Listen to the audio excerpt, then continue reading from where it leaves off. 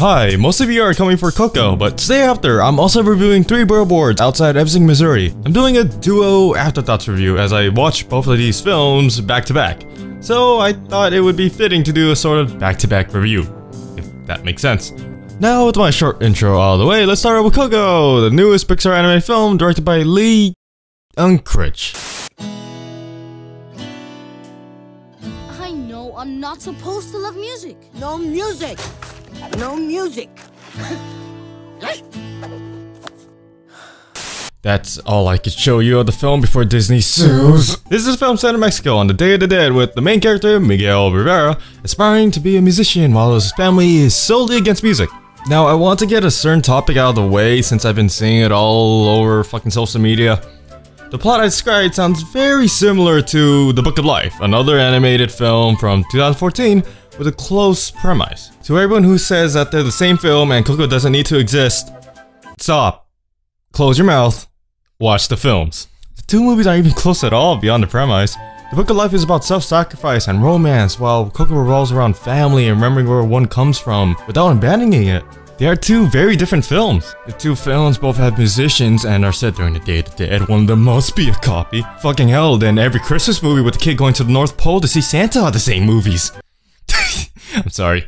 Okay, let's get back to the film Coco. As the film is set during the Day of the Dead and is partially in the Land of the Dead, it deals with a serious subject matter known as death. The film handled it with a sincerity I didn't expect from a Pixar film. It helps enforce the overall theme of family and remembering where one comes from. However, death is used as the butt of a few jokes and it does feel a bit out of taste, but only in those few moments. Since I mentioned the plot, I want to move on to it. It was actually cohesive. A recent film to compare this to is Spirited Away in terms of its plot, with the main character trying to get back to the normal world but under a certain time limit. One problem a lot of recent Pixar movies have that I want to point out is that most of the events that set the story in motion just happen by coincidence. This is utterly bad screenwriting, and Coco finally got out of that circle. Everything that happens in this film happens for a good reason. It was established beforehand. To talk more about this film, I will have to get into some spoilers, so skip to this time, shown on screen, if you don't want to see it. There you go. You happy? One example of what I'm talking about is the photo of Coco and her parents with her dad being ripped out of it. This is to establish how much the family is going to resent him and for Miguel to assume that the musician, Ernesto de la Cruz, is his great-great-grandfather. That photo was established in the beginning for those reasons. It set the story in motion. But it also had another purpose as Coco had saved the ripped out part of the photo, letting her father pass through the Land of the Dead with the rest of the family. That is one of the rules of the Land of the Dead. You can only cross to the Land of the Living to visit your family if someone has placed your photo to remember you. But more on that later. The weakest aspect of the film is the villain, which turns out to be Ernesto de la Cruz, the musician Miguel looked up to and thought was his great-great-grandfather. Yes, even though he did commit murder, that doesn't automatically qualify him as a fantastic villain. Disney and Pixar have a recent trope with their villains. These characters are praised endlessly by others, appearing grand and lovable to the audience, and turning on a dime, becoming nefariously evil. 2 examples of this are the villains from Frozen and Toy Story 3. The moment this happened, I immediately rolled my eyes because the ending for the villain was already spelled out from that point on.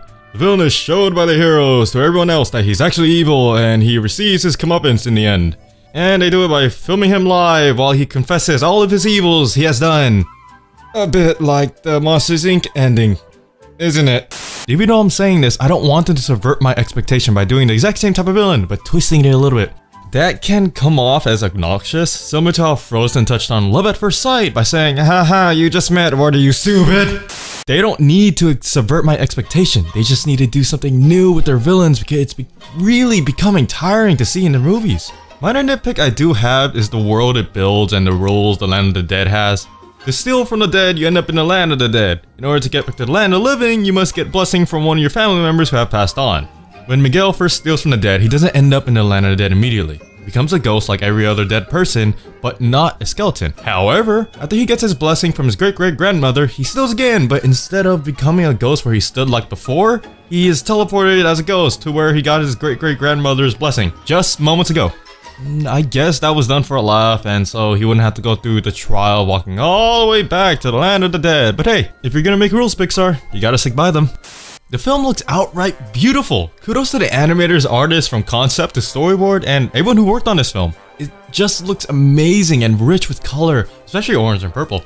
Now, the character designs are an exception to me. The art style they chose for the characters living and dead are not the best. They are a bit too smooth and rounded for my taste. I'm hesitant to say cartoony since that fucking term is completely vague. But it didn't feel perfect for the story or the environment around them.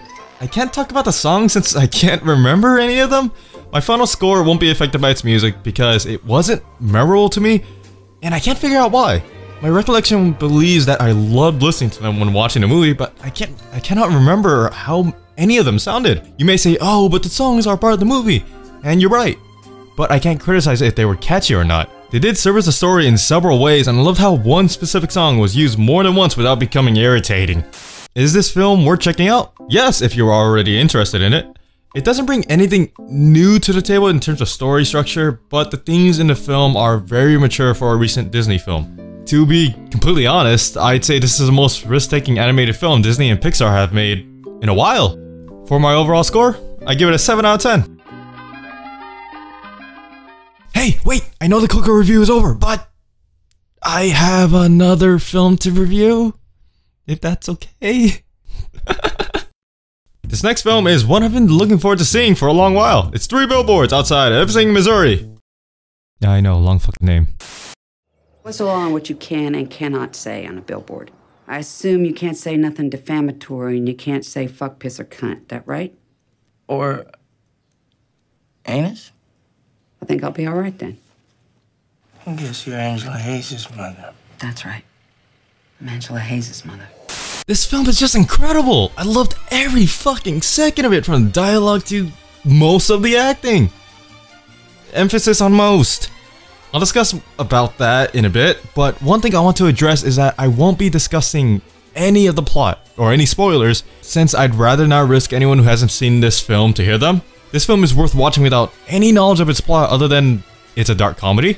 For now, what I have to talk about is the visuals, as it's Martin McDonagh's, I don't know how to say his name right, most beautiful film in terms of composition and color, especially compared to In Bruges, as that film... Let's just say that the main color you saw was gray.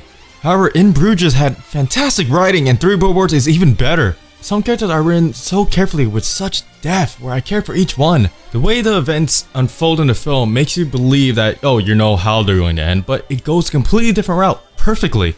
Frances McDormand, the lead actress, was phenomenal, and so was Woody Harrelson and Sam Rockwell.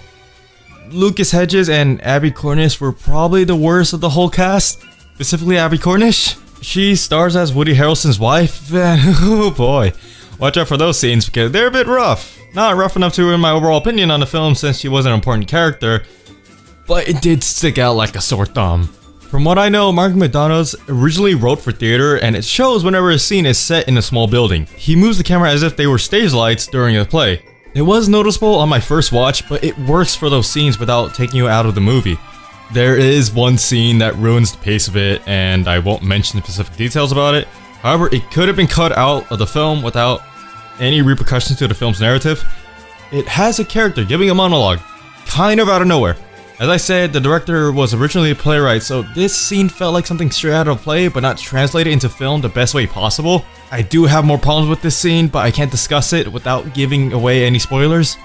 Except it had horrible CGI. If you've seen the movie, you know what the fuck I'm talking about. The Blank Slate is the best way to go to watch this film. It's one of the best films I've seen all year, and I'm going to watch it a third time. I encourage you to see it if it's in any theater near you. I'm giving it a 9 out of 10. Hey guys, this is a little update on my channel. Yes, I know I haven't made a huge big review and I kind of promised that. That's because I'm personally having a bit of a low self-confidence with this channel, and I don't know exactly what I want to do since I can't tell if people like my content or not.